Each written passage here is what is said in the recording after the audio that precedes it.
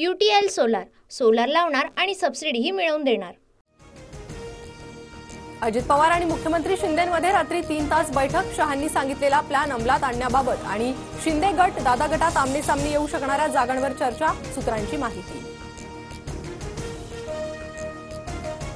नागपूरमधील लाहोर बारच्या मालकाची संजय राऊतांविरोधात तक्रार। नागपूर अपघात प्रकरणात राऊतांकडून संकेत बावनकुळेंसह तिघांवर लाहोरी बारमध्ये बीफ कटलेट खाल्ल्याचा आरोप।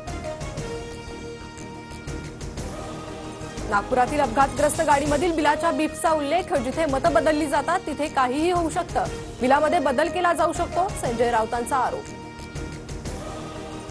भाग्यश्री आत्राम आज शरद पवार गटात प्रवेश करणार। अहेरीमधून भाग्यश्री आत्रामांना तिकीट मिळणार। बाबा आत्रामांविरोधात भाग्यश्री आत्राम मैदानात।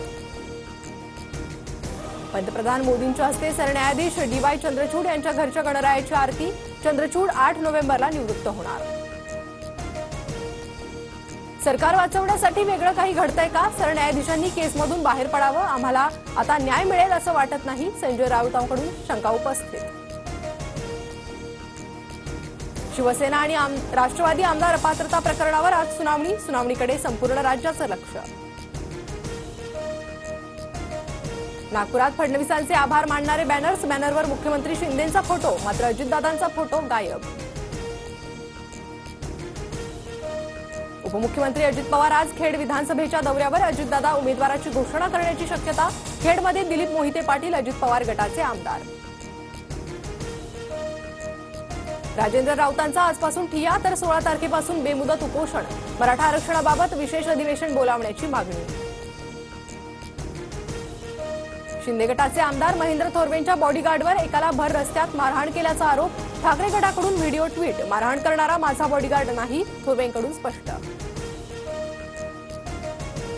केंद्राच्या सुरक्षेसंदर्भात काही अटी शर्तींचं पत्र पवारांकडून केंद्राला सादर। सरकारनं अटी मान्य केल्यावरच पवार केंद्राच्या सुरक्षेबाबत विचार करणार। लोकसभा सचिवालयाकडून शरद पवार गटाचा राष्ट्रवादी असा उल्लेख, तर कमी खासदारांमुळे अजित पवारांना कार्यालय मिळालं नाही। सचिवालयाकडून एकनाथ शिंदेंच्या शिवसेनेचा शिवसेना शिंदे असा उल्लेख, पक्षाचा फक्त शिवसेना म्हणून उल्लेख करण्यासाठी शिंदेंचे नेते आक्रमक।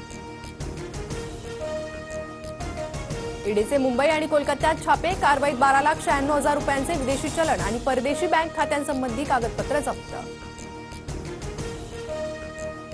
राज्य सरकारनं 4 दिवसात 370 GR काढले। आचारसंहिता ऑक्टोबर महिन्यात लागण्याची शक्यता। सरकारकडून लोककल्याणकारी घोषणांची आणि अंमलबजावणीची धावपळ।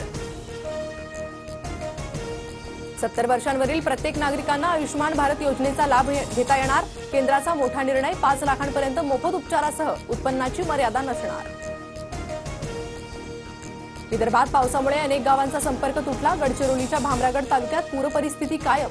अमरावती, भंडारा, गोंदिया जिल्ह्याला देखील पुराचा मोठा फटका। गोंदियात पावसाची विश्रांती। वैनगंगा नदी आणि वाघ नदीमधील पूरस्थिती कायम, तर पुरामध्ये अडकलेल्या नागरिकांना काढण्यासाठी जिल्हा आपत्ती व्यवस्थापन सज्ज।